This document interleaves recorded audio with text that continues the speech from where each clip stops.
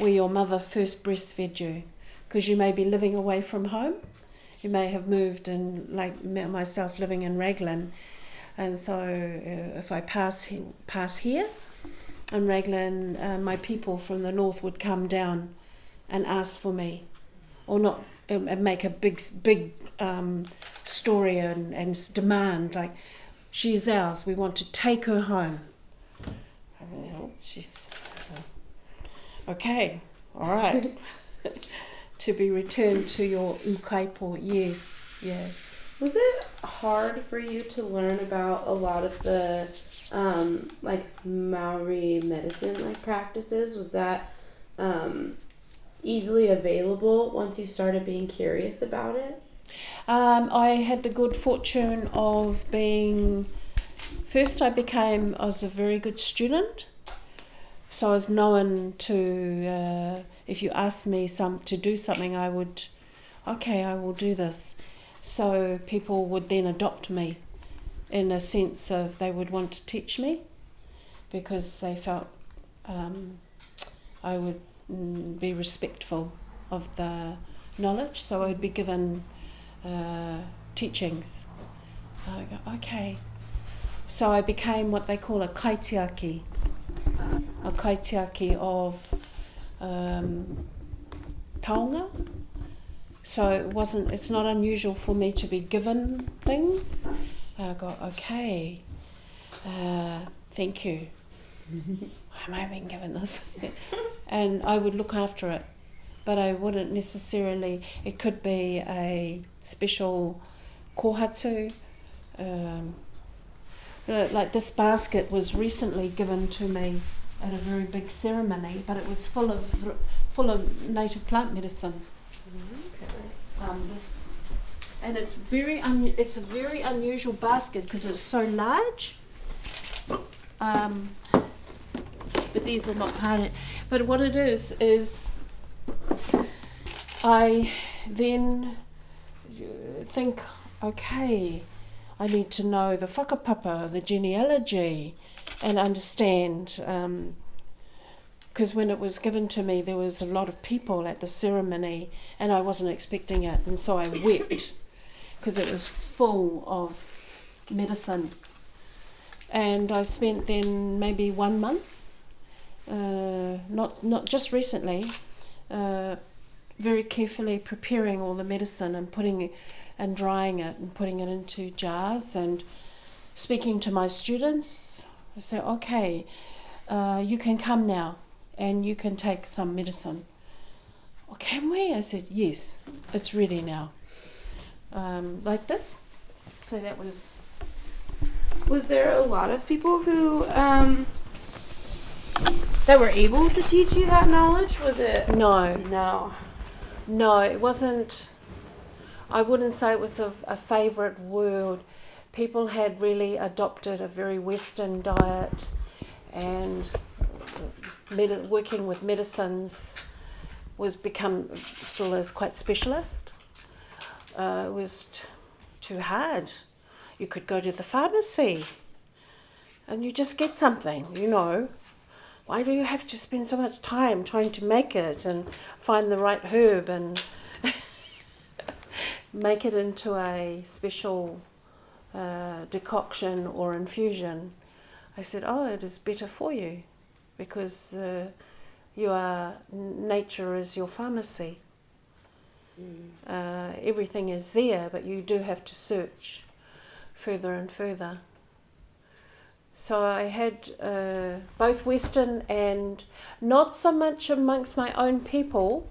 Even then I relied on both of my parents because they were very close to the land, very connected, growing traditional Māori crops as well. So I'm going to return to that very shortly, in the sense that my husband, he likes to grow the food for us here, and then I will dedicate the whole back garden to rongoa, to growing traditional. And he's fine with, I said, no, I must continue so that people can come, and if they need something, they can take a plant, and they will know what it looks like, and they will know what to do with it. So do you teach people about that now? How do you Yes, I find do. your students? I do.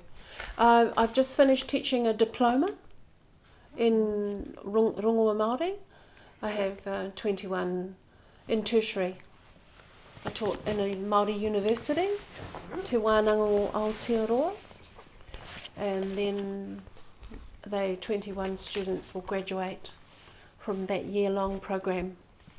Wow, that's okay. Is it easy to find people who want to learn about this now? Yes.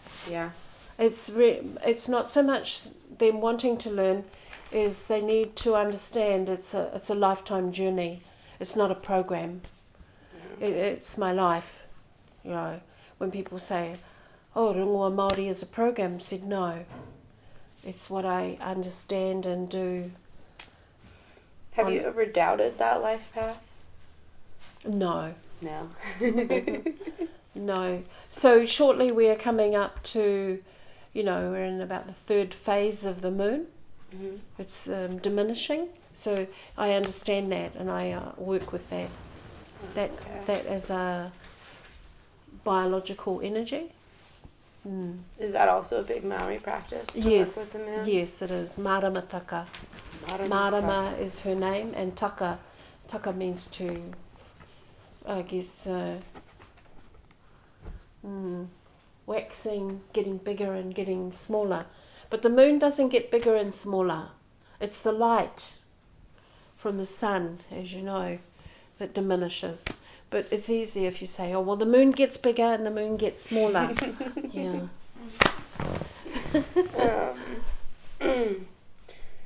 Okay.